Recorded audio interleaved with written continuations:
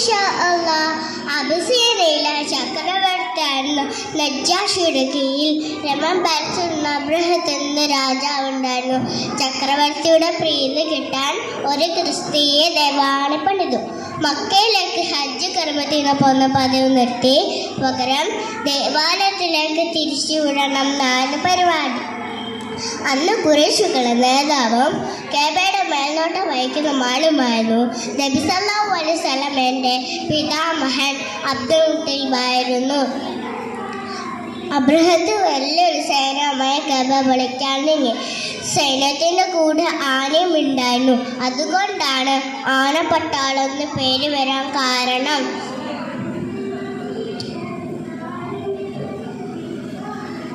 അബ്ദുൽ മുത്തലിബിൻ്റെ 200 ഒട്ടകത്തിന് അബ്രഹത്ത് പിടിച്ചടക്കി.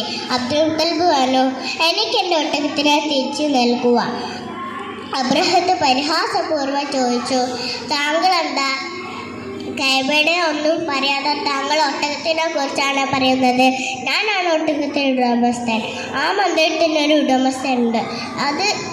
അതിനെ കാത്ത് രക്ഷിച്ചു കൊള്ളാം. ആനയുമായി മുന്നോട്ട് നീങ്ങിയപ്പോൾ കഅബയുടെ നേർക്കെത്തിയപ്പോൾ ആന മുട്ടുകുത്തി. എത്ര ശ്രമിച്ചിട്ടും നീങ്ങുന്നില്ല. അങ്ങോട്ടും ഇങ്ങോട്ടും നീങ്ങുന്നുണ്ട്. അങ്ങനെ അല്ലാഹു അതിൽ ഒരു തരം ഭക്ഷ്യക്കൂട്ടങ്ങളെ നിയോഗിച്ചു. ഒരു പ്രത്യേക കല്ലുകൾ അതിൻ്റെ മീതെ വർഷിച്ചു. അങ്ങനെ നാമാവശേഷമായ ആനയുമില്ലാണ്ടായി. അല്ലാഹു അതിൽ കഅബയെ രക്ഷിച്ചു. എൻ്റെ കൊച്ചു കഥ അവസാനിപ്പിക്കട്ടെ. അസ്സലാമു അലൈക്കും.